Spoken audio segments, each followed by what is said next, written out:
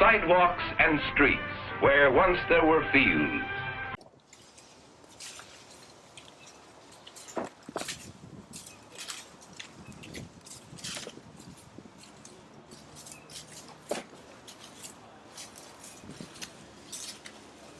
One thing about Wall Street, in terms of its census tract, it is the second lowest populated census tract in the city of Norwalk.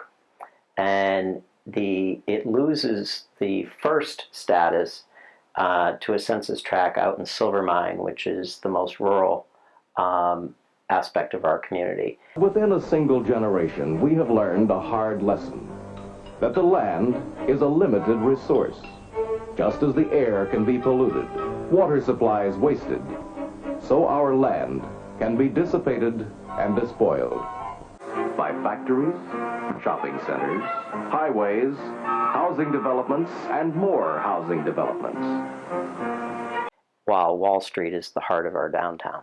And what I would hope within 10 years that we would be able to revisit that census tract and say that we've made huge steps in bringing people to live, work, and play in Wall Street.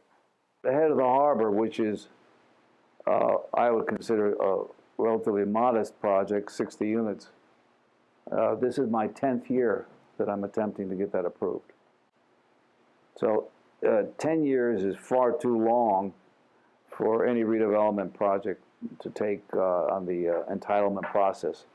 The fluctuations in the interest rates, banks, recessions, and whatnot, it's so hard to plan when it takes that long. What you design today could be obsolete tomorrow. If we plan well, urban Americans will someday enjoy more of the advantages of a large city without many of the penalties they now are forced to pay.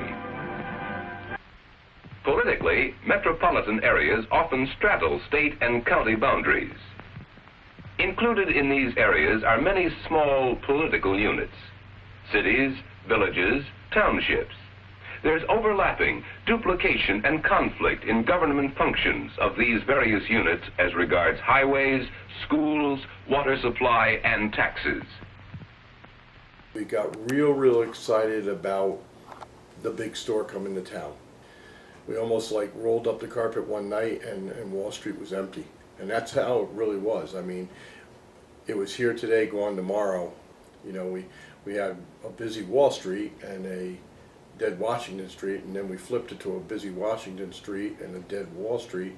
And it really literally happened overnight where we rolled up the carpet and said we're closed. How did it happen in the span of a single generation? What can be done to reverse the tide? In the 1960s, the federal government had a policy of urban renewal for the declining cities. And urban renewal involved demolition of old buildings, acres and acres of them. It was a total disaster. Back at the turn of the century, Norwalk, it's a fabulous place. This street we're standing on has tremendous infrastructure. The city street is wide.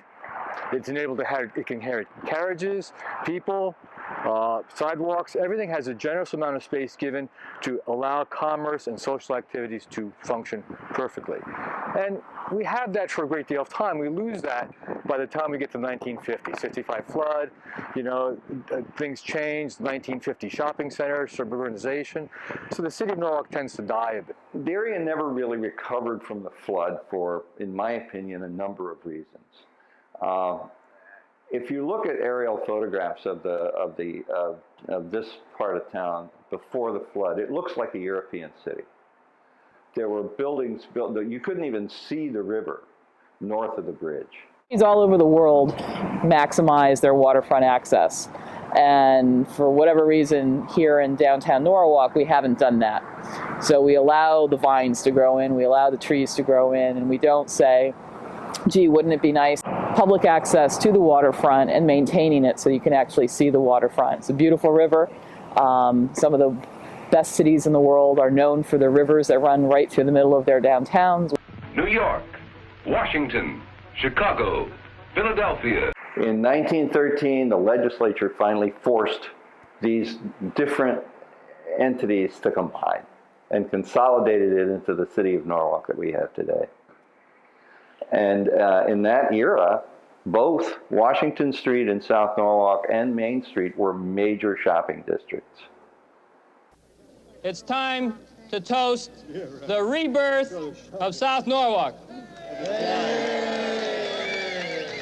What this groundbreaking is for today is to start on the street improvements.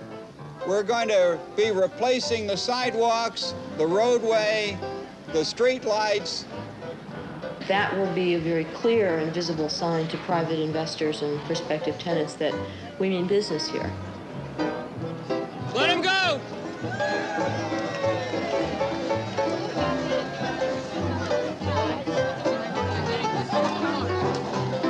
I think in about 2 minutes uptown they're going to know something's going on down here.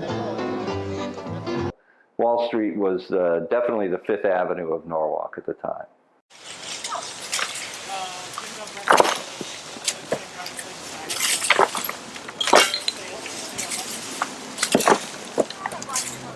Keep the place clean. Just garbage pickup. It's ridiculous that people put garbage out in front of their buildings, and it really is. I mean, we could do that, but we have a dumpster in the back, and we do it because it keeps the place cleaner. You know, passing simple laws like that allow when people, well, like I had LL Bean come look at a building down here. I don't control the building or anything like that. This is a building down the way. I just knew that I need to get the right kind of tenants in here. The guy said, "This is great. Right look, right price, right demographics in the area." But he goes, "Look at the place. It looks like a shithole." And you know, maybe I was kind of rose-colored glasses. I see what it could be, and it wouldn't take hard. It wouldn't take much to change it from, as the guy said, a shithole to being really nice. We're very close to it. It just takes some thoughtful actions. Like, you need to have people walk around here more. You can't reasons to have people walk around, because the more people. The more different things that come down here, the more reasons they come down here, the more things that people keep walking around. I mean, Wall Street is still just so separated. All these. I mean, you can be on all these different boards, but they kind of operate in a vacuum, and so it's really seeing how the pieces fit together. And so that's where I was kind of passionate about forming an organization that, you know, didn't just focus on any one thing. I did not get involved until the land was cleared and turned over to me and ready for new construction. We did not tear any buildings down. Any buildings that were torn down by the redevelopment agency, not by me. Basically, you had a mixture of industry, housing, offices, retail. The old Mahakama Hotel, which was a landmark, was torn down where 50 Washington Street is now. You had everything from the old newspaper, which was the Sentinel newspaper, T.H. Caney Insurance Company, various stores, housing. It was an active neighborhood. Redevelopment basically, in other words, scared a lot of people out of the area. Nobody knew what it was going to be. Major companies such as Tom McKeon, Miles Shoes, National Shoe Stores would not renew leases. So actually, in the hope of redevelopment also caused areas to go blight.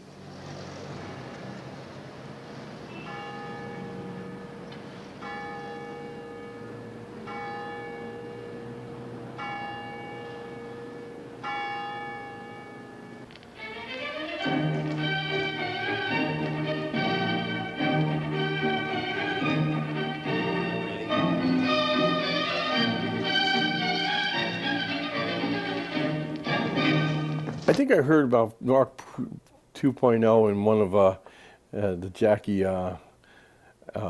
Mary Beth, conversations of, hey, what's this sound like? Isn't this something new? And I always had worked well with them before in different projects. We didn't always agree on this and that. You know, we found some places that were a little trashed out, and we tried to clean them up, or I thought they weren't as trash as they did, and they were persistent. They are the fresh air of that area. And there were days I would shake my head and think they were, you know, this is crazy. This is going to happen. There's no way that these two women are going to make this happen because nobody's listened to anybody before. But I think the approach of Ben, of being people persons is what did it, is they went to the people, they talked to the people, they talked to the residents, and they didn't come in as politicians, they didn't come in as developers, they came in as real life people going, this is our area. How can we make this place a cool place to go? And cool has come. I mean, I've seen it. I've seen it in the pop-up. I've seen it in the music fest. I've seen it in just the simple things of sitting in the chairs. I think the most unique part of 2.0 was the chairs. I think that, you know, when you could go down the street and you could sit in a chair and people came and talked to you, or you talked to the people that were sitting in the chairs, I think that's the beginning of the real deal. I think that's the beginning of cool for 2.0.